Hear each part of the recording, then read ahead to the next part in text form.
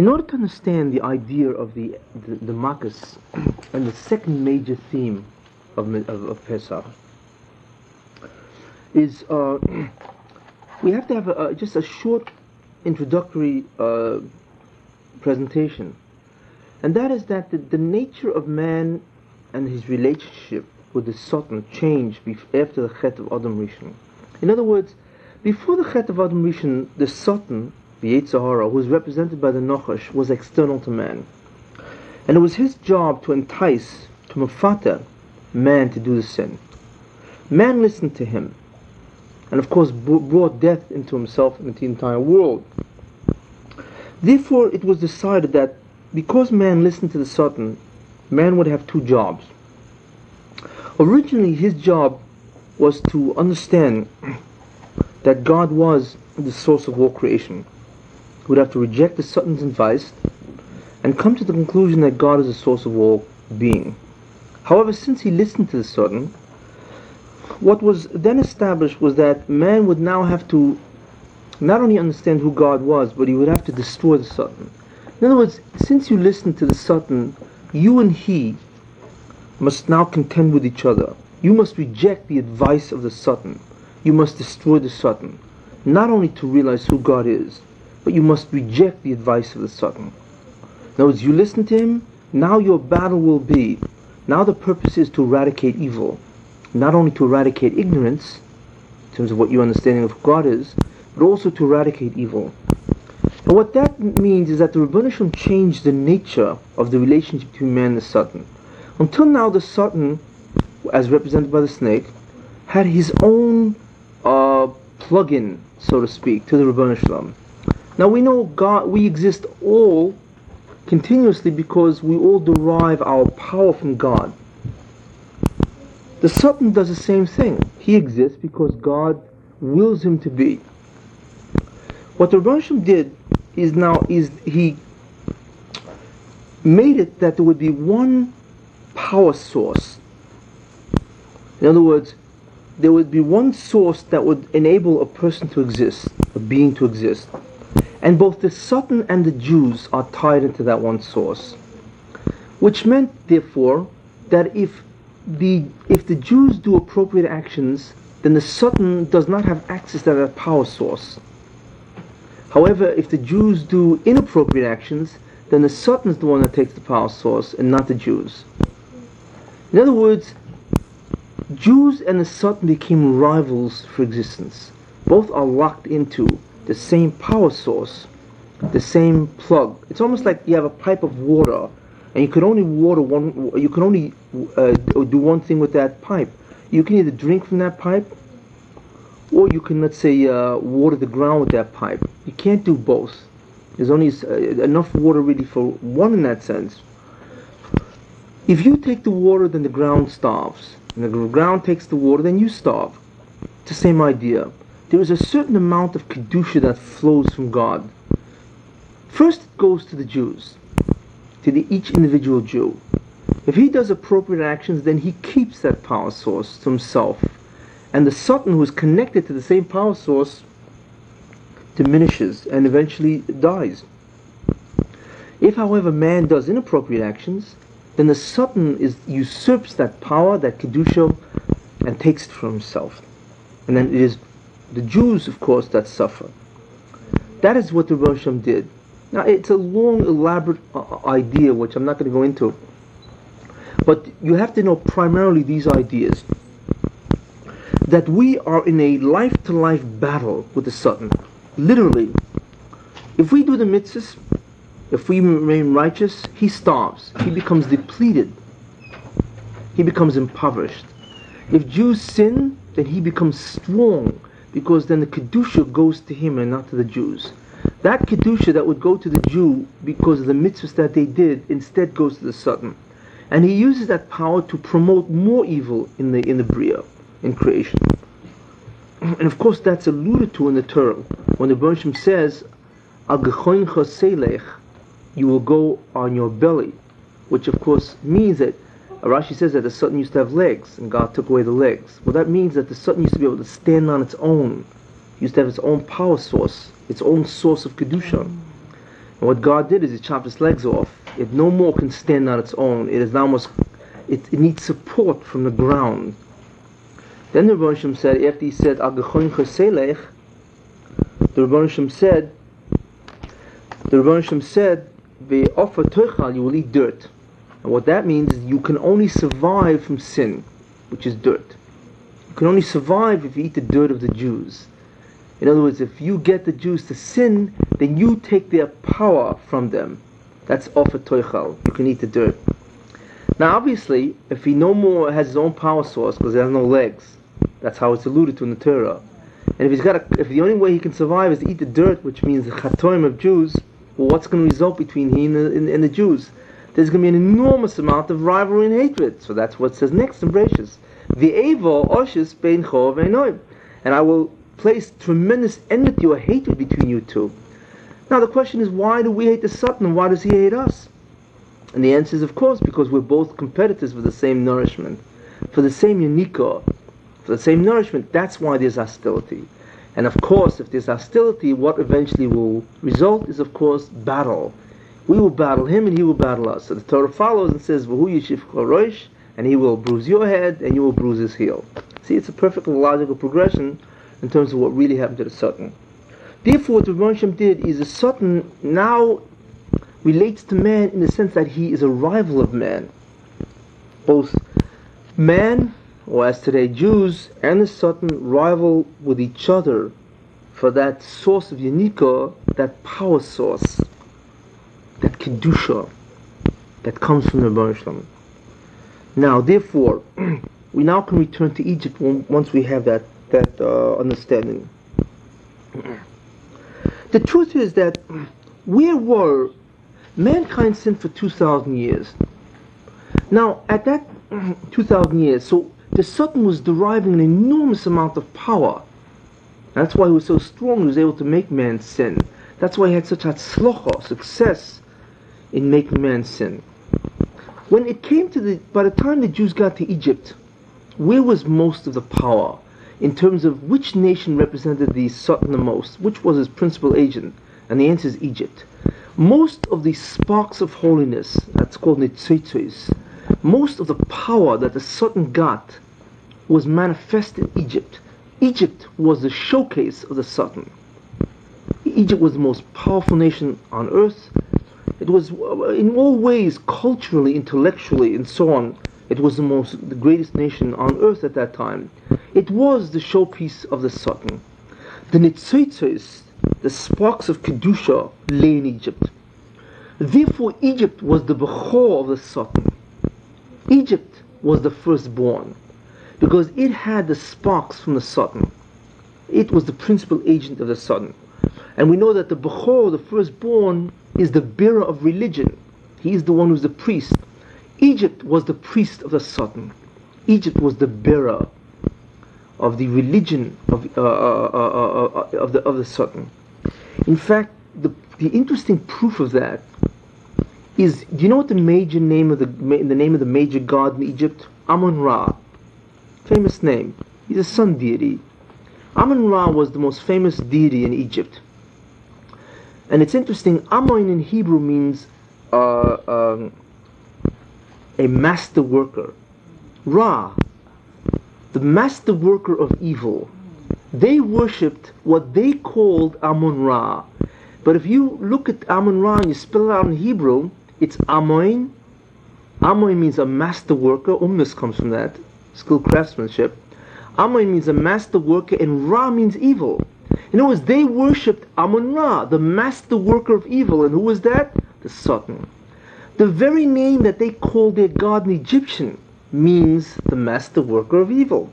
It's interesting that the name of their god, their deity, in Hebrew is translated the master worker of evil, which is the Satan.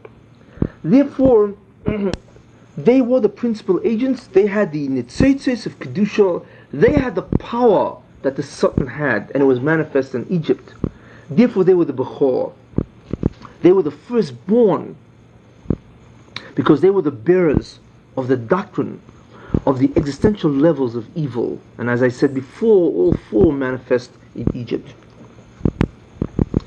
When the Jews labored in Egypt, when they reduced and impoverished the Klippa, what happened? The truth is, what they did is that because of the Avodah, they took out the Kedusha from Egypt. What they did is they starved the Satan because of the shibud, the servitude that they had in Egypt, because of the fact that they remained righteous in certain ways, and because of the persecution, the inuyim, for so many years. What happened is they destroyed, or they removed all the Kedusha that the Satan had. He was starving. He was impoverished. I had mentioned that Yosef, if you recall, he went into Egypt to do part of the job of Esav, which is to battle Egypt, which at that time already was the Bechor, the firstborn of the Satan. And the objective of that, of course, was that Yosef should remain righteous in Egypt. And the truth is that Yosef did accomplish his task, because that was the famine in Egypt. The famine in Egypt wasn't an incident which had nothing to do with Yosef. Yosef caused the famine. In other words, by the avodah of Yosef, by withstanding evil, what he did is he impoverished the Satan in a great way. Now the manifestation of a starving Satan is a starving Egypt. And that's exactly why Egypt starved. So it's interesting to note that the very famine which brought Yosef out of Egypt, because he interpreted the dreams of Pharaoh because of an impending famine, the famine which brought Yosef out of Egypt was actually caused by Yosef, because the famine in Egypt is the manifestation of the starving Satan. And that is the avodah, that was the avodah of Yosef. In any case, the avodah of the Jews, after Yosef got finished with Egypt, the Jews now trounced on the Egyptians with their avodah, and they really starved the Satan. Now what happened therefore is that since the Satan is starved, his entire power base is shriveled. Now it's interesting to note that just like in the side of holiness there are 10 emanations. In other words, the world exists through 10 emanations. The Satan also has 10 emanations. It's Zeluma Zeh Borlakim, that God Osolakim, that God created one world exactly like the other. It corresponds. In other words, there are 10 spheres, 10 emanations in the world of Kedusha, and 4 worlds. There are 10 emanations in the world of evil, and 4 worlds, 4 klippos. And the head of the world, the Sitra Kedusha, of course, is God, and the opposing member of God in the world of evil, of course, is a Satan. Not that Satan is a god, but he occupies the same major head that God does in the Sitra Kedusha. That's how exact it almost is. So when the Jews were Oved Mitzrayim, and they usurped, they took back all the nitzotzes, all the holiness, the power base from Egypt, Egypt was starved. Egypt had nothing left. And that was Pharaoh's mistake. What happened is that the spheres of Tumah were depleted, because the spheres are the conduit that gives the Tumah, the forces of evil, the power. What happened is the spheres of Kedusha, the emanations of God in the holy side, were now mesukon, were now fixed, because they had all the holiness back. Therefore, what Moshe Rabbeinu came to Paroi, and they had that sign, remember the first sign was the mater, the staff became a snake, and then it became back a staff. Well, the mater, of course, is a staff of God. It indicates holiness. Moshe indicated to Paroi, Paroi said, who is God that I should listen to him?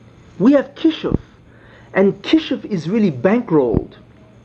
It is powered by the Satan. So Paroi said to Moshe, who are you? I don't know any God. I have Kishuf. You know, we recognize a spiritual entity that can actually power magic. So Moshe Rabbeinu said to Paroi, he said, you're making a mistake. That was until now. But right now, you're making a big mistake. You have no more power. The power of Egypt is gone. The power that you have in Kishuf is gone. Now has gone back to the Jews. In other words, what he was telling him, and that was the sign of the rod turning to the snake, the mater, which is a sign of God, turned to the snake, which is Zelu Mazeh. In other words, the mater turned to a snake, and the snake turned back into a mater. In other words, you thought originally the mater, the staff of God, the holiness of God, the kedusha, went to the Satan, but now it went back to the Ribono Shel Olam, and now you have nothing. Well, you think you have kishuv, a snake, you have nothing. Now we have the power, because the Jews have succeeded in restoring removing the Zoyamor to deplete Egypt from its power. Now once the spheres of the Satan are depleted, then the Oilomos, the four existential worlds, also are what they call kaput. Therefore, this is what Moshe told Pari, Beremes, in terms of that matter. Okay? Therefore Moshe said, you are wrong. Our spheres, all the Kedusha is back to our emanations, and it is we who have the power. Now, what happens when spheres have a tikkun? When the power flows back to the Jews? Well, what happens is what's called the 10 makas. And now you are going to see a fascinating study. You are going to see that the 10 makas are really the transformation of the spheres. Not only that, but the 10 plagues, the 10 beatings of Egypt, correspond to the 10 sayings that the world was created, the Asor Mamoros. The world was created via spheres, or the emanations of God. That manifested itself in 10 Mamorim, 10 statements of God in Bereshis. Chazal tell us that the world was created with 10 statements. Those 10 statements really are a manifestation of the spheres. Those 10 statements reversed became the makas. In other words, when the spheres are corrected, what happens is that the 10 sayings that created the world is now reversed in terms of the Egyptians, and it becomes makas, beatings, instead of ma'amoros, which we will now go through. And of course, as a result of that, because the Jews had depleted Egypt, restored the power of their own spheres, their own emanations, and not only that, but brought on the Egyptians the reversals of the Asar Mamoros, those statements that the world was created. They merited the 10 commandments, and you will notice also that each commandment is mechuvan, corresponds to a plague, a sphera, and one of the 10 sayings of God. And that is next what we want to do. I want to go through this 40 piece, because there's 10 times 4. I want to show you each plague, how it relates to each makkah, each maimah, how it relates to each sphera, and how it relates to the Seres HaDibros. And it's really fascinating to look at. Okay, now, therefore I'm going to show you now the correspondence, the incredible correspondence between the makkahs and the Asar Mamoros, and the 10 statements, the 10 expressions that God used to create the world. Then we will see how they relate to the Seres HaDibros and the spheres. I'm not going to spend much time on the spheres, because that's not really for this year. What's much more instructive, of course, is the other 3. This is what the 10 makkahs really are. These are not arbitrary. Why are there 10? Why are there this form? That is why. Because when the spheres, when the emanations of God are corrected, when the Kedusha flows to the Jews, to the side of holiness, then the reversal of that to the nation which represents the Satan takes the beating in the form of a sphere reversed. That's the incredible part about it. It's like when a Frankenstein is unleashed, like it's almost like nuclear power can be used for good, but when it's unleashed, the same thing can be used for terrible destruction. When you use Kedusha for evil, if it goes back to Toiv, then when it's unleashed against evil, it reverses itself and wipes them out in almost the same manner, the same idea. It's really a beautiful comparison, and that is really what the Soid Pnimi, what the true internal secret of the makkahs are. It's really the spheres blasting the Mitzrayim. That's really what it is. And as such, it's the same idea as the Asar Mamoros, the 10 creations that God created the world, and therefore Jews merited the 10 commandments. And we know that in the Ten Commandments is the entire Tayyag mitzvahs. We know that the 613 mitzvahs are really merumas in the Ten Commandments, because that's sort of like Rav Saadia Gaon has a whole, I think it's a poem or whatever, describing how all 613 mitzvahs really emanate from the Aseret HaDevos, the Ten Commandments. In any case, let us see what happens. Remember, which is important, that what Moshe Rabbeinu was demonstrating for the entire year that the Makkahs hit Paroi is that the Nochosh turned back to the Matter. And that's the secret of that first sign. That was the first sign he showed Paroi. Then began Dam, Tzvardea, right blood, frogs, and so on. What he showed him is that you're making a mistake, Paroi, that the Nitzitzis, the holiness that you people had as a result of being the firstborn, the bearers of the religion of the Satan, Amun Ra, literally which means the master worker of evil, has now gone back to the Jews because of the avoid of the Jews. Therefore you have nothing left. You have no power, you have no more klippos left. Therefore everything fell apart in Egypt. The 10 spheres of evil fell apart. The klippos, the 4 existential worlds of the klippa, also fell apart. Now, how does it go? Well, we know that the first plague was blood, dam. So let's begin from that side. We'll begin from the order of the plagues. Now, believe it or not, what God did is first He brought dam, the first plague, which is really the last sphera. It was He gave them a chance before He blew them all apart. He started at the lowest level. Okay? Now, dam. Okay? Now, what is dam? Dam is blood. What was the miracle? What was the plague? The plague was that water turned to blood. What did the Rebbeinu indicate to Paroi, to the world? What is water?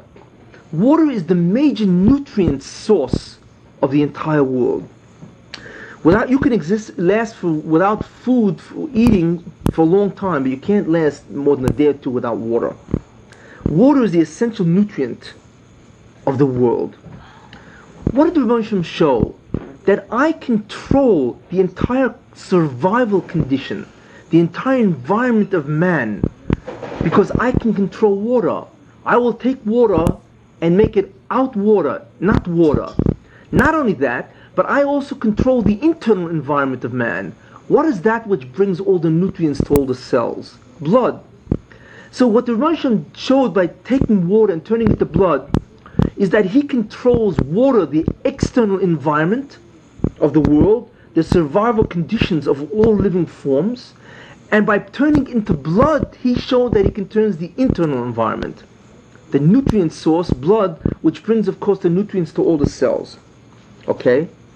That is the idea of water. In other words, God was Megala, revealed to Egypt, that God controls the entire environment, the nutrient source, the survival conditions of all life forms, both externally and internally. That corresponds to the last maimah, and the last expression that God used to create was when He said, "V'hoyu lochem li'ochla," and these shall be to you for food. When He addresses man, He said, "And all the herbs of the field, v'hoyu lochem li'ochla," and these shall be to you for food. In other words, what God, when He was creating the world, said, He who is in control of all the food was given dominion or permission for man to eat from the world. Well, that's the last maimah, the last expression. V'hoyu lochem li'ochla, and this shall be to you for food. That corresponds to the makkah of dam, water going into blood, which is also the whole concept that God controls the survival conditions of the world, the food source of the world. It's actually the same thing when you think about it. Now, as a result of that, that represents the sphere of Malchus, which is really the sphere that gave rise to the entire world, the entire environment. That was Malchus. And the commandment that the Jews merited as a result of that is the last commandment of the Ten Commandments, which is lo sachmoid, you shall not desire. And of course, you shall not desire refers to what? Man's externals, the entire environment of the world. Do not desire somebody else's car, somebody else's house, the externals. In other words, God gave the last commandment of the Aseret Dibur is a command which corresponds to, of course, v'hoyu lechem li'ochla. Therefore, we have these four. The makkah was water changing to blood, so water became not water.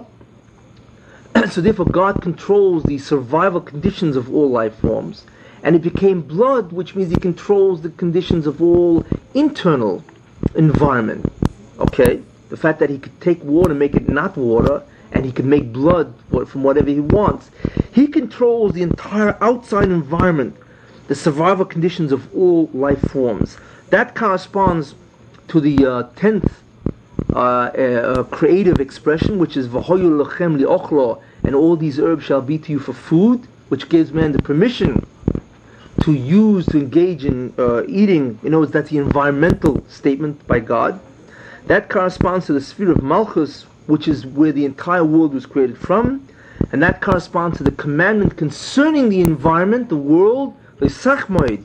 Do not desire somebody else's environment, somebody else's possessions, his survival conditions. Stay away from it. See? One corresponds to the other. Remember, a commandment, the Ten Commandments, were mitzvahs given concerning the 10 expressions, the 10 spheres, or the 10 makkahs. Well, let's move on. That's the first makkah. The second makkah is svardea, frogs. There was this big frog coming down the road, as the Medrash says, and the Egyptians took a look at this huge frog, and they tried to chop it up, and of course from out of it sprang 1,400 billion frogs, right? An enormous amount of frogs, and there was enough frogs for the entire land of Egypt. What does the frog teach us? What kind of makkah was that? Well, that shows that the Ribono Shel Olam rules all creatures. In general, it's a statement that God rules all creatures, and He directs the path that they should take. If He wants them to jump in the ovens, if He wants them to jump into the people, into their clothing and so on, they move by the order of God. So the tzavadeh indicate that the Ribono Shel Olam controls in general creations. In other words, that God has dominion in general over all species. Now the creative expression that God used, the 9th one, was v'yirdu b'gas hayom. God has given permission for man to have dominion over the world, over the creatures of the world. See? Tzvadea means God controls all creatures, and God says to man, v'yirdu b'gas hayom, and they shall rule over the fish of the sea. He is giving them permission to have dominion over the creatures, because of course He really is the master. So the 9th creative expression corresponds to the second plague, because I remember that the plagues are in descending order from the creative expression. Okay? Because the Ribono Shel Olam is giving Egypt a chance to do tshuva.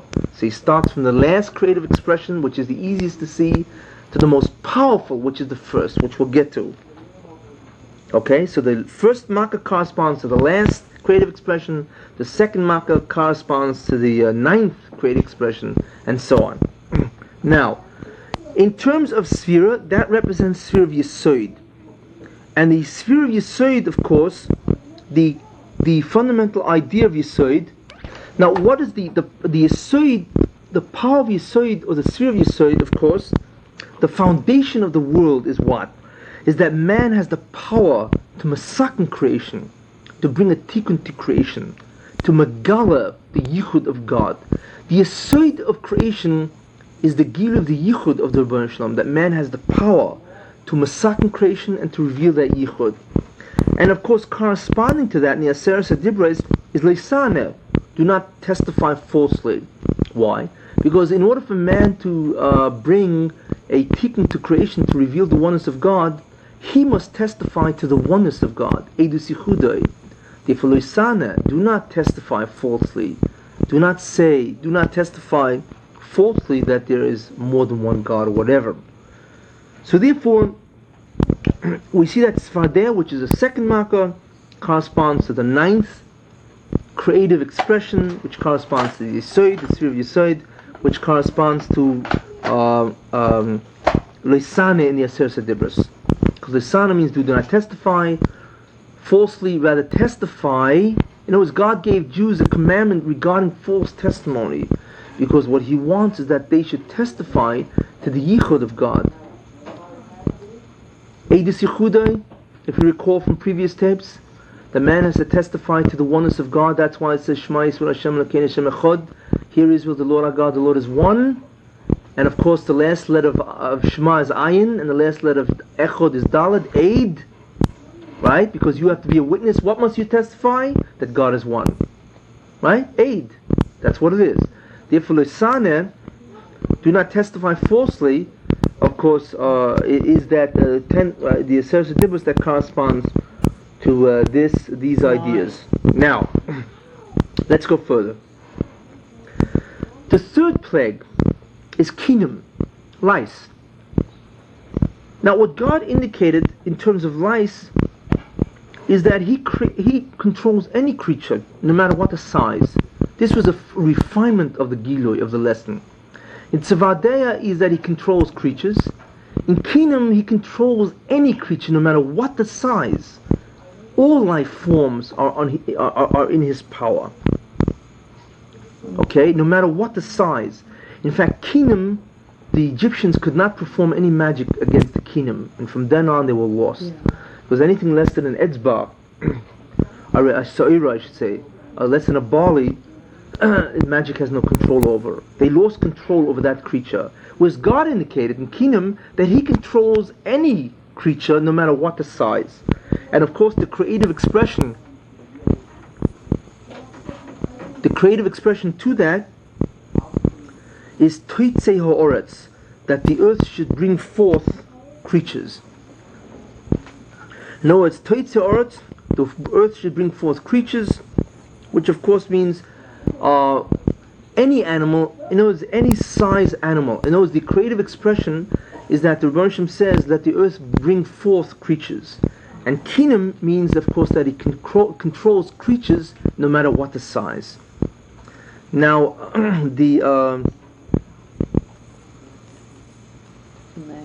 the commandment, or rather the sphere that represents this is Hoid, which is majesty. Because the majesty of a king, of course, is the greatness of his possessions.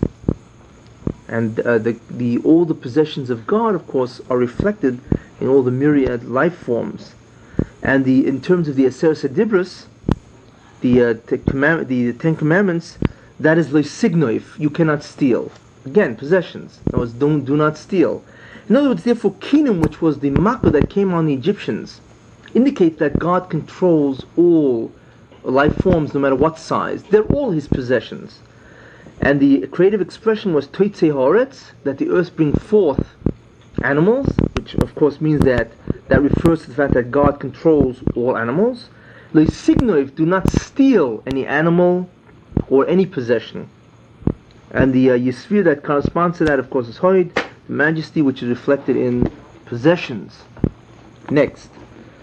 The fourth makkah was Oroiv, which of course is a diverse multitude of animals. So what God was showing the Egyptians there is that He controls not only all animals of all size, but all species of animals, no matter what the species. Because Oroiv is a mixed multitude of species. So Kinim shows that God controls animals no matter what the size, not only in one species, but Oroiv shows that He controls animals in all species. And that was the makkah that came, of course, to Egypt. And of course, the creative expression is Yishvitzu Hamayim Sheretz. Let the earth teem with insects. In other words, let the earth teem with millions of diverse species. See? Oroiv. Oroiv is diverse species. And Yishvitzu Hamayim, let the water, I should say, teem with millions of different species of insects and so on. Again, is the creative expression which indicates the diversity of species. Okay? Now, the sphere which corresponds to that is Netzach, which is eternity. And what that means, the reason why the importance of each species being different is the concept that each person is connected to his own shirish, his own root. One species, each shirish, each species has a different reason for existing. Each one is connected to its own shirish. Okay. And the concept of the sphere of Netzach, eternity, is that each person is connected to his own specific shirish, and to know the shirish connection. And it's interesting that the commandment that corresponds to that is Lice, do not commit adultery. Stay within your wife, your species. Means what belongs to you. Don't go out of what's relegated to you. Lice means stay within your shirish, your species, so to speak, your combination. Don't go outside your combination. Okay? Because each species has its own shirish, its own reason for being. Do not stray from your partner and go to some other species, some other partner, in other words. So Oroiv, which is a mixed multitude, corresponds to Yishu Tzarmayim, the creative expression of Yishu Tzarmayim, which of course means that the water will teem with millions of different species, which corresponds to Netzach, which corresponds to Loisinoif, do not commit adultery. Okay. Yehi Moire, or rather Dever. Dever is what? Dever is plague. Right? What is God? Dever is plague, and that corresponds to Yehi Moiris, let there be luminaries in the heavens. What's the connection? Right? What is Dever, which is plague, disease, right, have to do with luminaries, the sun and the moon and all the stars in the heavens? Right? And the answer is very simple. What has God shown so far? The following lessons. God controls the environment, the survival conditions, that's Dam. He controls all creatures, that's Svadea. He controls any size of the creatures, Kinam. He controls any species of the creature, all species, which is Erev. But what about the macrocosm and the microcosm? The macrocosm is germs. I should say the microcosm are germs, plague, and the macrocosm is planets. In other words, those are beyond the reach of man. So God shows by that the fact that He can bring a plague, that He controls the microcosm. He controls the world of what? Of disease, the viruses, the bacteria. Why? Because He controls the microcosm. In other words, He controls the universes that exist beyond man's control. And in the case of the plague, it was Dever. In the case of creative expression, it was Imaores. Let there be luminaries in the heavens. God has control over the microcosm, Dever, and the macrocosm, the luminaries, the stars, both of which are out of the control of man. Each one is a giloi of the power of God. But as the makas get worse and worse, the power, the statement, the revelation is greater. So we're up to where God says, I control all, the macro and the micro, besides the living world itself, the species and the diversity of species and the environment. See how God, Mamish, gives His message. And you, Mamish, find that the exact expressions, this is the creative expressions in creation. Right? Now, in terms of the Ma'iris, that corresponds, of course, in the Ten Commandments to Loisirtzach, you cannot kill.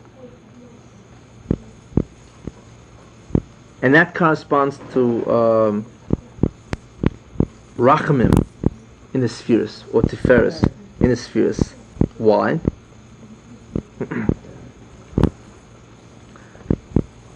Now, what that corresponds, of course, is the sphere of Rachamim, or Tiferes. Why? Because if God is in charge of the macro and the micro, no more is the Rebbe Shem have dominion only over this world. But He's in charge of the macro and the micro, which of course means that He is in charge of the entire Bria, the macro and the micro, even that which is beyond man's control. That means that the Rebbe Shem has dominion over all forces, which means that if He wants to suspend a force, He can do it. In other words, if din, judgment, justice, if the Sultan says so-and-so deserves to die, God says, no, I will have Rahmanas on him. I will suspend that judgment. Therefore, the Ma'uris correspond to Tferes, the sphere of Tferes, which is the sphere of Rachmim, compassion. Because God controls the macrocosm, the entire spiritual world, therefore He can suspend the statements of prosecutions. So the sphere is Rachmim, which means He controls all, He has dominion over all spiritual forces. And if somebody, for instance, has to die, God can say, no, I will have mercy on him, he will not die. And therefore the commandment which corresponds to this is Lice, you shall not kill. Do not kill, but give him a second chance. A second chance, of course, means Rachmim, Lice, do not kill him, do not terminate it, but give it a second chance, and that is Rachmim, which corresponds to the macrocosm and the microcosm, Deva and Yehima Uris. Okay, now the next Makkah was Shchin, boils. Boils erupted from the body of man.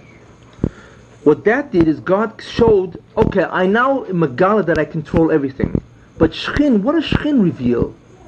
Shchin reveals that God controls, God determines what causes what. Because what the Rebbe does is He determines what grows from what. I will show you that if I want, I can make your body grow Shchin, boils.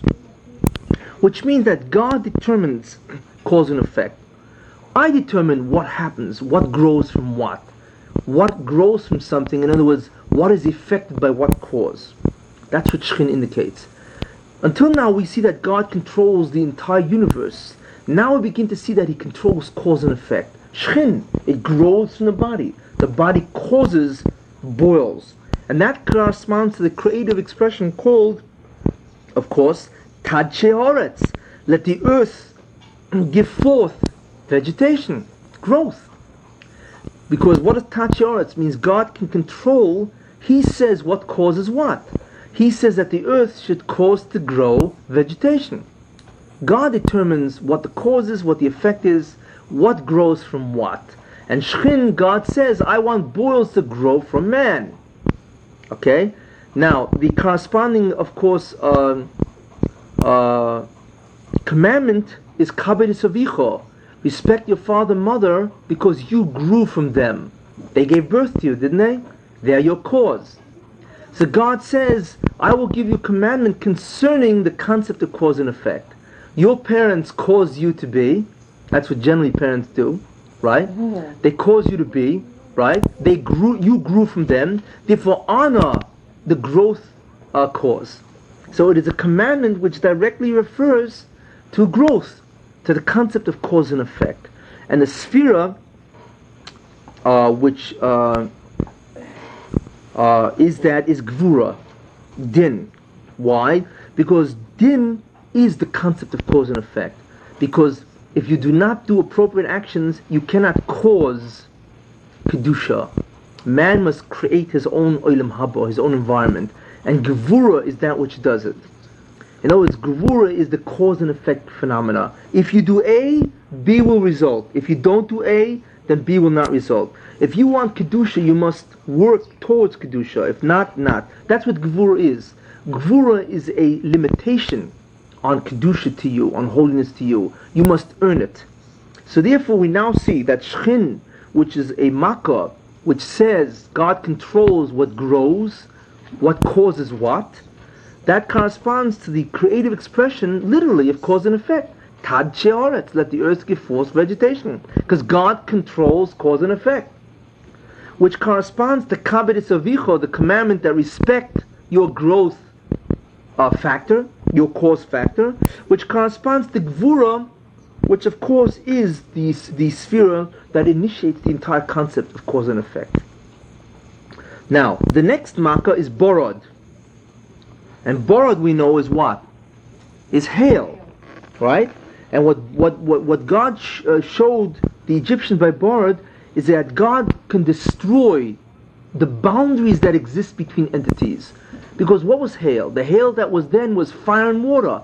How can fire and water exist in the same entity? Because the Rebbe now is showing them that He controls even the boundary of the entities, the physical, the chemical, and so on boundaries of the entities. And that corresponds to Yukovu Hamayim. Let the earth be gathered unto one spot. Boundaries. In other words, God separated the waters from above and below, and then from below He said, let the water gather unto one space, and let the earth be seen. In other words, He created the oceans. Again, the earth was covered with water, and now the earth only had different regions where they had oceans and lakes. So that's Yikobo Mayim. God shows that He is the one who determines boundaries, and Borod, He violated the boundaries to punish the Egyptians. So therefore we see that this is what the concept of boundaries, that God determines the boundary of entities. Now that corresponds to the Seres Dibros of Shabbos, because God created two entities, Shabbos and Choil. He made a boundary between Shabbos, Kedusha, and Choil.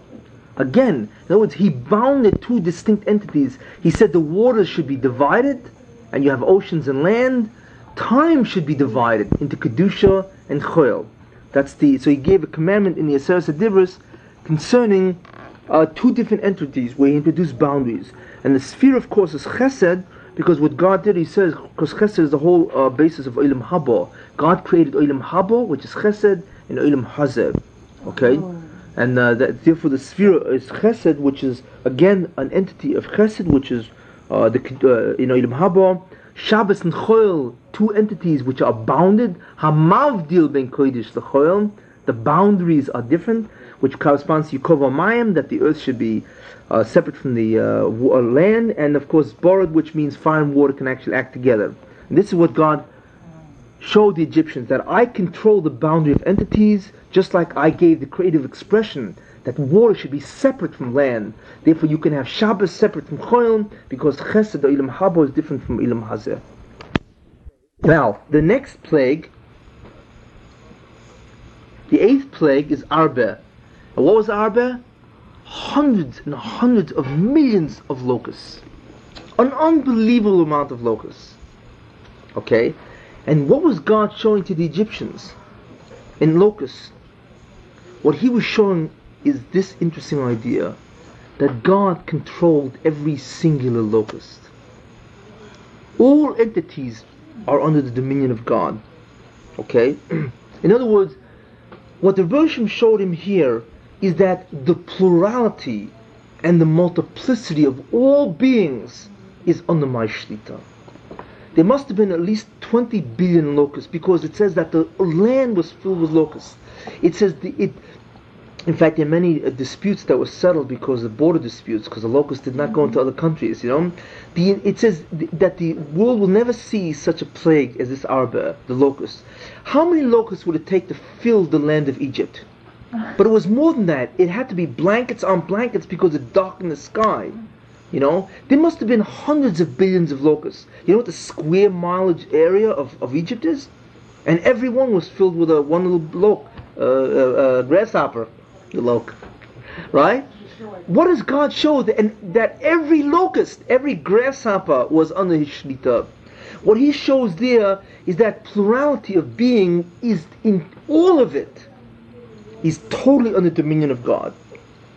And of course, what corresponds to that in the creative expression is the hierarchia. Let there be an expanse, a division, because until then there was one entity, there was only Mayim.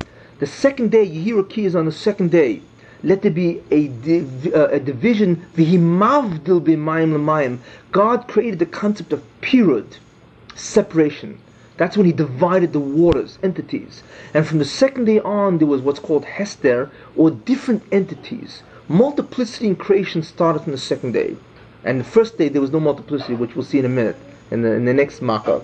Okay? So therefore, the Arba, which indicated multiplicity, enormous multiplicity of being, the hundreds of billions of locusts, of grasshoppers that are around Egypt, indicate that God controls every single grasshopper. Therefore, that's connected, that is corresponds to Yirakia. Let there be an expanse in the midst of the waters, because the concept of division of entities, of the beginning of multiplicity and plurality, started on the second day with Yirakia. Okay? Now that is, of course, the creative expression. And of course, that corresponds to the sphere of Bina, And what is bina? To be maven, to discern between this and that. Distinction. Multiplicity needs distinction. What's the difference between this entity and that entity? Bina is the faculty that man uses to discern between entities. So Bina is a sphere that gives rise, of course, the hierarchia, multiplicity, which gives rise to, of course, Arbe, the enormous amount of multiplicity of beings, which, of course, are all controlled by the Rebbeinu Shem. And the commandment that corresponds to that is Lice, you shall not use the name of God in vain. In other words, the name of God refers to God. Do not use it for any other being. Stay away from the multiplicity when you use God's name. There's only one God. There is no multiplicity of gods. The same concept. That in essence, the commandment is do not believe in multiplicity. Because God is Einid Milvadoi. There is only one God. Besides Him, nothing else exists. Do not use the name of God for any other deity. There are no many gods. There is no multiplicity in divinity. Because all is part of the divine. Same idea. Okay? Now, we are now up to Choshech, darkness. And what does God show here? That God controls. When you're in dark, what's missing? Light. Well, what does that mean? It means that you're missing reality perception. In other words, Choshech means that a person is lacking a perception of reality because there is darkness. Okay, so what the Rebbeinu Shem showed people is that He controls even your ability to perceive reality. Even what you perceive, He controls. And if He doesn't want you to perceive reality, you will not perceive reality. In other words, what He's saying is that He determines the awareness, the consciousness of beings, the perception of beings. That's how powerful He is. And of course, the creative expression was, as opposed to Choshech, darkness, was Shiur, let there be light. Interesting, huh? God said, let there be light. In other words, I will show you the true perception of reality. And of course, that light refers to Einid Milvadoi. That all was the Orishan, which you will know from the other tapes. That all refers to the Orishan, which is the perception, of course, that the entire Bria manifests or emanates from God. Therefore, Choshech is the Mako, that I control your perception and I can blanket out your perception, and the creative expression that God controls. If I can control your perception, I can also show you the right perception, which is Shiur. Let there be light, not darkness. So it's mamish. One is mamish. One is literally the opposite of the other. And of course, in the Seres Hadibros, it's lo yiyeh, there should be no other gods before you. Why? Of course, because the Shiur, let there be light, means let everyone perceive that I am one, that there is no other being but God. And the commandment we have in the Ten Commandments is lo yiyeh, let there be no other God before you. In other words, Yichud is the truth, and do not believe in lo yiyeh, in any other God, any other deity. And that corresponds to the sphere of Chokhmah, which of course is true wisdom. And that's what it says, Bereishis Ba'alakim, B'Chokhmah Ba'alakim. That Chokhmah, true wisdom, right? Bereishis Chokhmah Yiras Hashem, right? True wisdom is the understanding that there is no other God, which means that is the awe, that is the light. Because by the way we perceive that God is one is we perceive that there is nothing else. We perceive lo yiyeh, that's how we know God is one. The exact opposite. Okay, so that is the 9th Makkah. And the 10th Makkah, of course, is the crowning, the greatest revelation of God. And what was the 10th Makkah? Makkah's Bechoros, that He slaughtered the Bechoros of Egypt, right? And what did that indicate? That I give existence. If I want, I take it away. I give life, which really means existence. God is a source of being, right? And that corresponds to the Maima, the creative expression, Bereishis Ba'alakim. In the beginning, God created, source of all being. You know, what better expression corresponds to Makkah's Bechoros? God showed the Egyptians that He is the source of being, And the creative expression which corresponds to that is Bereshis bara Elokim. In the beginning, God created. He is the source of all creation. And of course, the commandment that corresponds to that is Anochi Hashem Elokecha. I am the Lord your God who took you out. I am God. And of course, the sphere that corresponds to that is the greatest sphere of all, which is Kesser, the true royalty, that God is king. He is, that's it, he's king. He is the king over everything. That's it. I went through it pretty quickly and rather briefly, but I had to do it this way. In any case, we now see how every makkah was a gilui, a revelation to the Egyptians. And by the way, at the same time as a revelation to the Egyptians, it was a revelation to the Jews. Okay? So in other words, to go very quickly, Dam, just the makkah, Dam shows God controls all nutrients, the environment, the survival condition. Svadea shows he controls all creatures. Kinam, any size of creature, or of any species of creature. Deva, whether it be macrocosm or microcosm, the entire Bria. Shchin, he controls all growth, all that which gives rise to something else. That's cause and effect. Borod means, of course, that God establishes boundaries itself in beings. And of course, Arba is God controls all entities, right? Multiplicity and plurality, all entities. Choshech, that he controls all perception, consciousness, awareness. And Makas Bechoros, that God is existence itself. That is basically, we now have a tremendous understanding of why there were 10 and why these 10. Because each 10 was nothing more than a sphera that was unleashed against the Egyptians. Once a spheres of God in the holiness side became corrected, perfected, rectified, the lesson that each sphere taught the Egyptians was this. Connected every makkah, it was the lesson of each sphere, which of course is the lesson of all the 10 creative expressions, which of course corresponds, because Jews merited in restoring the tikkun of the spheres, they merited the 10 commandments, which was a commandment concerning every single idea or concept revealed in the Makkah, in the Mamoros, and of course in the spheres. Very interesting. Okay, now that we understand what the 10 Makkahs really were, is that they were the unleashing of the power of Kedusha from the spheres of Kedusha that were rectified.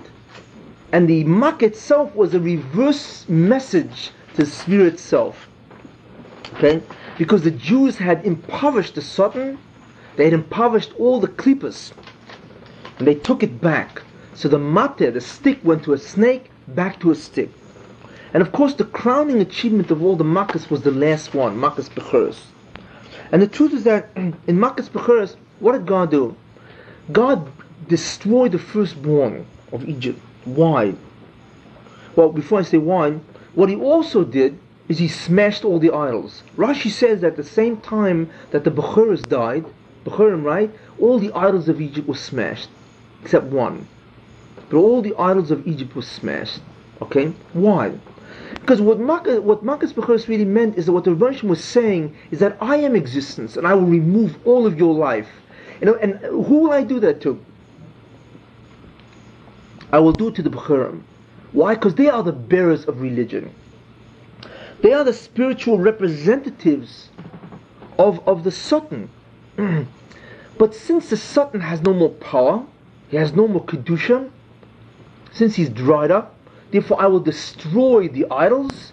I will in other words, the Kedusha. In other words, God now has, not that he has the power, but the Jews, by suffering in Egypt and working in Egypt, have impoverished the Satan, making the entire Egypt and the Bechorim vulnerable to an assault by Kedusha itself. Therefore the firstborn died because they represented Egypt, which was the Bechor of the Satan. The firstborn died and the idols were smashed. And at the exact same time, that's why God says, who will become the Bechor? Bechori, my Bechori, Israel. Because now Jews became the Bechor, the firstborn. Why? Because the Kedusha was back into Israel. So now Jews became the firstborn of what? of the Kedusha of the Nitzitzis, which were back into the dominion of Israel. So, as opposed to the Bechorim, the firstborn of Egypt that died, Jews became the Bechor. And as opposed to the idols of Egypt that were smashed, God revealed himself. And the interesting thing about it is that, you know how the Egyptians died? God says, Oid nege echad, I will bring one more plague. When he speaks to Moshe, I will yet bring one more plague on Egypt. Okay? And the interesting thing about it is, why does that guy say Oid nege echad? God should just say Oid nega, I will bring another nega. What do you mean Oid nega echad? I will bring one more plague. Because what it really means is Oid nega echad, I will bring the plague of the one. I will reveal to them that I am one. And they will die because they will perceive my oneness. That's why when it says in the Pasuk, Ani yotzi b'seich Mitzrayim, in Parshas Boy, I will go out in the midst of Egypt. The Targum translate, I will go out, Ani is Golei, I will be revealed to the Egyptians. The way God killed Egyptians is by being Megala, who he is. Interesting. So therefore, when it says, I will go out into Egypt, I will reveal myself to the Egyptians. Because that's the last Sphira, Kessin. And that, therefore, it's the last Makkah. They will see that Einod Muvadoi, but they will not live to see it. They will die through the revelation itself. And that's what it means, Oid nege echad. I will now afflict them with the plague of one. Normally it's a tremendous chus. In their case it will be a death blow. To see that God is one will kill them. It will be a nega to them. Okay? And therefore, of course, the Egyptians, of course, died. Yeah. The truth is we've really covered a great deal of Egypt. I mean, we went through the gamut, right? We now understand what Egypt really was. In terms of the entire history of man, what Egypt really was. And the idea of that is that Egypt was nothing more than a task that the Jews took over from Adam Harishon. Or rather, after Adam, there was of course the dominance of those klippos and the spheres of the Satan. And then it was a task of the Jews, of course, to undo these things. And that is really what the Jews were doing. They took this over. And that is why they went to Egypt. They went into Egypt, the land that was the principal agent of the Satan, that had all the Kedusha of the Satan in it. And that gave the power of success to Egypt. The land that had every existential state of evil in it. They went into it, suffered, and remained righteous, and they sucked out all the Kedusha from Egypt. They made it, they impoverished it, just like Yosef did when he created the famine. They did the same thing. And the Kedusha, once it was restored to Israel, turned back on the Egyptians and destroyed them with the exact counter image of what they themselves had. And they realized this actually as they were dying. And in the end, of course, Makas Bechoros were trying to kill them, of course, was the revelation that God is existence, of course, that Anuchi Hashem Elokecha, that I am the Rebbe Hashem, of course, that has taken you out of Egypt. And the Rebbe Hashem himself, of course, was Megala that to the Egyptians. Once we understand this, we now can understand a lot of the ideas that happen, or rather the mitzvahs that we perform. Let's take a look at some of the questions I had asked before, and you will see why we now have all these mitzvahs.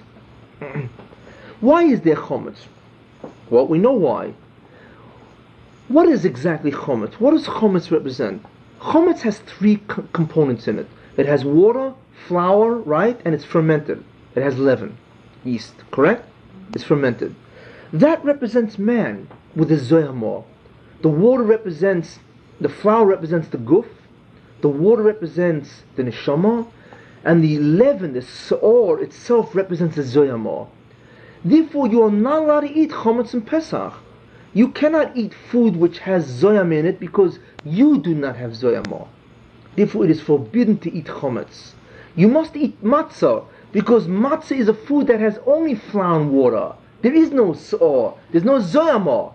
Therefore, you must eat matzah. Matzah is a symbol of who you are. You're only neshama and guf. There is no Zoyama anymore because the Jews yanked it out of Egypt 3,300 years ago. Therefore, you can only eat matzah. Okay? Moror. Why do we eat moror? Because it was through the tremendous shibud, the persecution in Inuyim, that we removed the Zoyama. Therefore, we eat moror. Because that's how we got rid of the Zoyama. Why are there 4 curses? Well, the truth is why there are 4 curses. The reason why there are 4 curses is because they represent the 4 expressions of Geula, the 4 expressions of redemption. The 4 expressions of redemption. In Vo'era it says, V'heitzesi, I will take you out, V'itzalti, and I will rescue you, V'go'alti, and I will redeem you, V'lokachti, and I will take you, V'hevesi, and I will bring you. What are these 4, or rather 5 expressions refer to? And the answer is you already know. Each expression refers to one klipa. The reason why God uses 4 or 5, let's hold 4. We'll see what the 5th one is. V'hitzesi, v'hitzalti, v'go'alti, v'lokachti, and v'hevesi. Why does God say 4 different ways? We'll hold the 5th for a minute. 4 different lishonis of geula.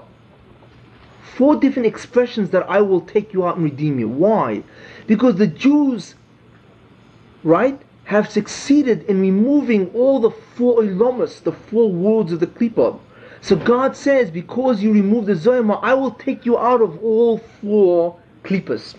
So, V'yitzesi, I will take you out of the shibud, the bondage. Remember that was the first decree of Parai.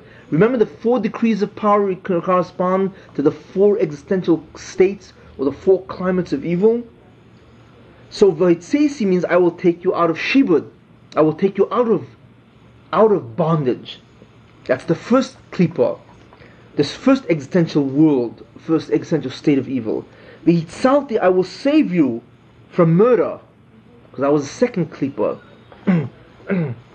where Parai murdered all the firstborn, the male firstborn, right? V'hitzalti, even the word hatzalah means from murder. I will save you, right? And that corresponds to the fact that there's all evil. Right? If you recall, V'go'alti, and I will take you, I will redeem you from that existential evil system exploiting Jews, which of course refers to the fact that Parai used to bathe in the blood of Jews. That corresponds to Greece, the rational framework. In other words, when evil is so pervasive that it has a framework, when it exploits the toiv, that's the third existential world of the klipa. So v'go'alti, from that, v'lokachti, I will take you from where you are, spread all around the place. Because the 4th klipa was tahoim, right? Which was wrong. We are spread all over the world now. So v'lokachti, even the words refer to the idea, and I will take you from where you are, spread out. Therefore, the 4 expressions of redemption are really the fact that God says, I will redeem you from the klipa, all 4 of them. That's why there are 4 expressions, because God took us out of the 4 klipas. Okay? And that's why there are 4 curses. There are 4 cups to celebrate the fact that we have gone out of each klipa. We have been redeemed from 4 forces of evil, 4 existential states of evil, not 1. Now you're going to ask me, what about Vehevesi? The 5th. And not only that, why is it that Elio, that says that we call that the Koshel Elio? You know, why do we call it the Koshel Elio? And the answer is really very simple. It's really murdic, it's very simple. Because the truth is that man needs 5 things to get out of. 4 is Ra. And the Jews did that. They left the klipas. They left all the existential states of evil. All 4 when they got out of Egypt. Okay? But man has a 5th task. Because man not only has to remove evil from himself, but he has to go from Geshem, physicality, to Ruchni, to spirituality. The truth is, man must do 2 exits. Man must be redeemed twice. But the first one has 4 components. You must remove the Zoyama. Man must remove evil from himself. That's Tahara. And the second thing, man must remove physicality from himself, Geshem, and become spiritual. That's called Hispashtis Kedusha. You see? And the 5th one Vehevesi, and I will bring you to where, of course, God means Eretz Israel. I will bring you to the land Olam Haba, which is, of course, Kedusha. That's Kula Ruchni. Okay? And why is it we call Eliyahu? Because Eliyahu was one of the three people that changed his body. He became a Malach. His body changed from physical substance to spiritual. So we say that cup is the cup of Eliyahu. Why? Because he reflects the symbolism of that cup. Just like he went from Geshem, physical substance, and he became a spiritual being, he became a Malach. We too, that is the last redemption. We want to go from Geshem, from the physical body, we want to become spiritual. We want not only Tahara, we want to be not only removed from the Zoyama, but we want to become spiritual also. So the fifth cup is really, we don't drink because we did not go into spirituality. In truth, the Jews only went out of the four klippas. But since they did not go into spirituality, and that would have happened had the Chet Egel not ensued, which is a Shiur for Shavuos, okay? But since that did not happen, the fifth cup, which should have happened, remains only the cup of Elijah, Eliyahu, because only he succeeded in going from physical being to a spiritual being. But we hold it there because we are looking forward to the day when we will also, of course, merit that. So now we understand why we have four cups, because they refer to the four Leshonis of Gula, which of course are the four redemptions from the Zoyamah. And we understand why the fifth is because that's from Hispashtis Kedusha.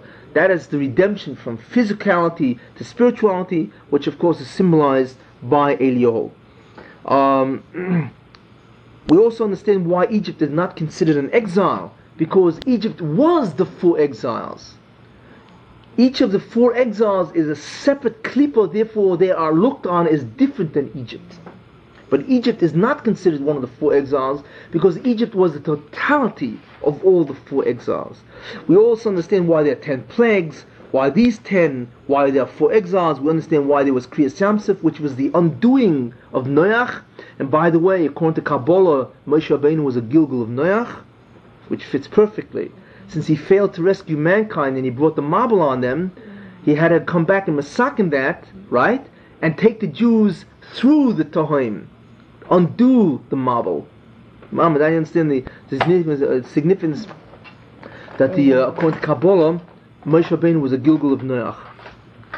Because he had to undo what he failed to do. He failed to save mankind, so mankind was devastated by the Tohaim, the flood. But as the second Gilgul, as Moshe Rabbeinu, he succeeded. He brought the Jews through the Tohaim. He split the sea because the Jews had been massacred in the Zoyama. Right? That's a little Kabbalistic. That's a little above there, but you might as well know that too. Okay. And by the way, as an aside, well, that's too much. We're now in the... Let's hear. Okay. There are three aspects of Milah. Because the Ola, what is the Ola? When Adam Rishon did the Chet, he grew a foreskin. Because that represents the Zoyama on the physical body. But when we do the mitzvah of Milah, there are three mitzvahs attached. There's Milah, Pri, and Mitzitza. Those correspond to the undoing of the three klippas. Because the fourth klippa, which is the weakest Noiga, becomes transformed to Toiv. Anyway, that's an Agav. Anyway, now we also understand why we call it Zman Cheruseinu. Why is it the time of our freedom? Not because we left Egypt, because we removed the Zoyama. That's why Zman Cheruseinu is much more profound than people think it is. Because we removed the Zoyama, therefore it is a time of our freedom. Freedom from enslavement by the Satan and all his hosts. And that is why we call it Chag HaMatzos, because Chag HaMatzos refers, of course, to the holiday of Matzos, because Matzos is the state we reached. A state when we were just Neshama and Guf, and there was no Eruv, there was no combination of evil, there was no there was no influence that the Satan had on us. That's why it's called the Chag HaMatzos. And by the way, the difference between Matzos and Chometz is 3. In other words, if you take Chometz, the Gematria, the numerical value of Chometz is 3 more than Matzah, because the Hey and the Ches, if you add it up, right? Yeah. If Chometz, right? In other words, Chometz is 3 more than Matzah. In other words, in order to get to the level of Matzah, you have to remove the 3 klippas. Yeah. Right? And convert the fourth into Tov. So therefore, Matzah is 3 less than than in chometz. And the same thing with mitzvahs. Mitzvahs and matzah is almost the same word. The only difference is a vav, right? And what the vav signifies, how does the vav looks like a snake, doesn't it? In fact, in Al Gechoin Choselech, the vav in Bereshis is big. The vav, because the vav indicates the nochosh, the snake. In other words, if we do the mitzvahs, we remove the vav from the mitzvahs, and what does it become? Matzah. As an agav. Yeah. In any case, what I wanted to just basically leave you is one idea, an important idea, is the concept of matzah, a different idea, which I heard from an Adam Choshev. Interesting idea. Because it says, why did they eat matzah? Because the Egyptians didn't give them time to leaven their bread, and therefore they had to leave. What that simply says is, don't delay. In other words, the Jews left Egypt because they would have fallen into the Memter Shari Tumah, the 49th level of impurity they would have fallen in had they remained even a day longer. So the matzah symbolizes in a certain way that when you are introduced to holiness, when there's a possibility of getting out of the klippas, get out. And the matzah is what they ate as a result, basically, because they had to leave, they didn't have time for it to ferment, so they left. So therefore the matzah indicates, of course, that when you eat matzah, remember, don't delay. That when you approach with an ability to get out of tumah, leave it right away. And I want to mention also another idea. It's interesting that who was the one basically who caused that event, and that the Jews didn't have time? Who was rushing them out? The Egyptians. In other words, the Egyptians forced the Jews to eat matzah. Why? Because since the Egyptians are the ones who persecuted the Jews, and they enabled the Jews to remove the zoyama because the Jews had to withstand the persecutions of the Egyptians, therefore the Egyptians were the cause for the Jews eating matzah itself. They who caused the Jews to remove the zoyama through their persecutions also caused the matzah to be there in the first place. Okay? Just as an interesting idea. Actually, the only idea we didn't really discuss was the concept of Pesach. Why do we call it Pesach, right? In the Korban Pesach. And the truth is, the brief idea of Pesach is that it is what the Rosh wanted them to do, and that's why he gave them the Korban Pesach.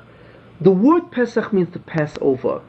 What happened is that the Mashchis, the Satan, passed over. That's where the word Passover comes. He passed over the Jews' houses. And what that indicates, of course, is that the Jews had removed the Zoyama. That is why the Mashchis had no control. He can only kill somebody who had Zoyama in them, which was the Egyptians. Jews who had succeeded in removing it, that evil influence, he couldn't touch. So therefore, that's also why we call Chag Pesach, because it is the holiday of Passover, when we were in such a state where the Mashchis, the Satan, had no control over us. And also the idea is that the Rebbe gave us a korban, because what the Rebbe wanted is not just that we should be removed from the Zoyama, but he also wanted to pull us toward Kedusha. And what the Rebbe allowed us to do is eat a korban in the pure state of not having Zoyama, and that mitzvah of eating a korban in the pure state of Zoyama elevated the Jews tremendously into Kedusha. The Jews had left Tumah, the Klippa, the Zoyama, but what Rosh wanted, he gave them a mitzvah that they could elevate themselves with a mitzvah into Kedusha, because it's more than just Tahara, it's also to have Kedusha. But the Pesach could only be eaten by people that were pure, that had no Zoyama. Anyway, basically that more or less sums up the ideas of Pesach and why we really celebrate Pesach. But there's one more thing I wanted to deal with, and that is, why do we have to do these mitzvahs? It's true, we understand now that these mitzvahs represent the entire true Pnimiyus story of Pesach, which we have gone through. But why do we have to do it? Is it merely a memory or not? Okay, this is the question. And the answer to that is the answer why we have to have all Yomim Tovim. Okay? And the idea is this, that there are two events that Jews go through. One is called the primary historical event. In other words, why do we eat matzah and four kosses and so on? Because we think it's because of a primary historical event, namely the incident of Pesach. The truth is that's not why. The real reason is not because of the historical event, but because of the spiritual event, which is masked in the historical event. What does that mean? The historical event that took place in Pesach was, of course, the redemption of a nation from bondage, from Egypt. The spiritual event that took place, which we now understand, is the fact that the Jews were able to take back the Kedusha from the Egyptians back to themselves, to destroy the Klippos or the Satan, to destroy the Zoyama of the Satan, and take it back to themselves. That was the spiritual event. Now, but what happened was that the Jews did not completely succeed because there was a Chet Egel. They did it partially. So what the Rabbi did is a moedig zach, and this is the Pnimiyus of all Yom Tovim.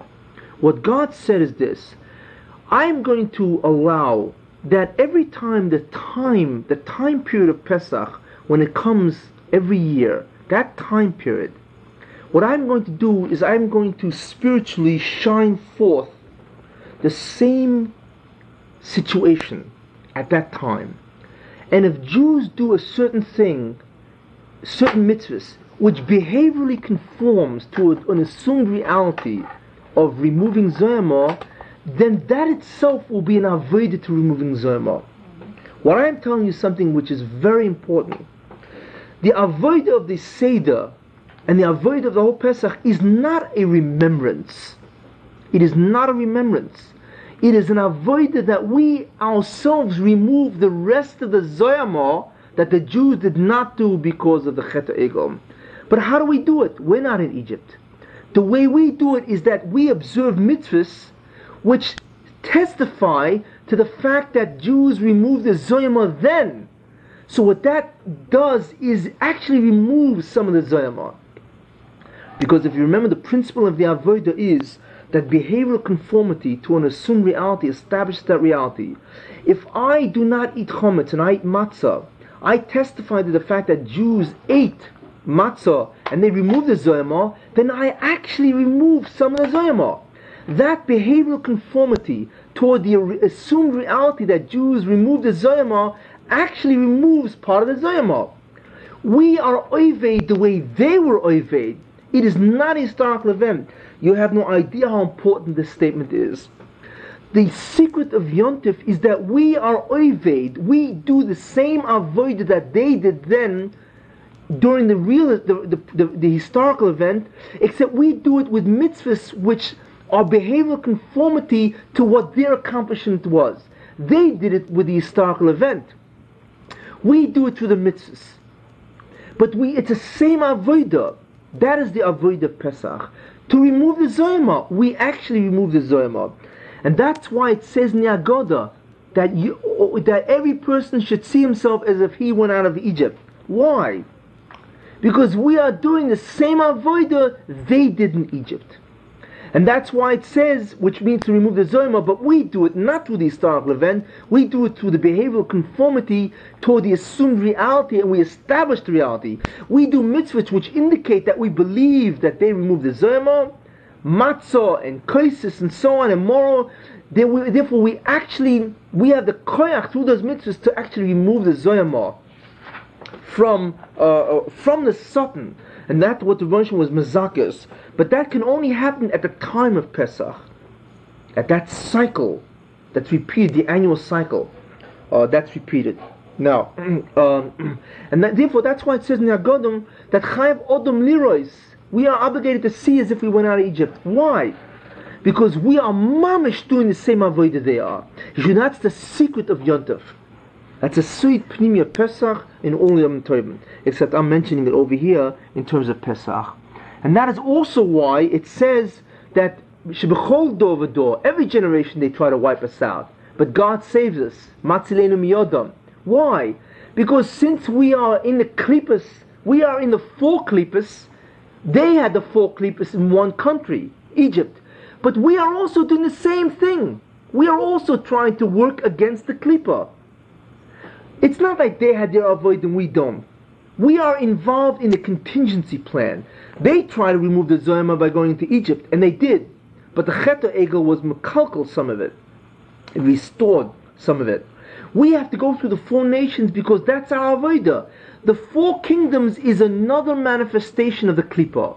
Egypt was one manifestation, the 4 nations are another manifestation. Except in Egypt, they were all included in Egypt. In the 4 nations, they are separate. Each nation has the Klippa represented by it separately. Therefore, the reason why in every generation they try to destroy us is because that's exactly what our avodah is. That we are in the Klippa, the different existential states of evil, trying to undo the power of that Klippa. That is why it says that in the Agoda.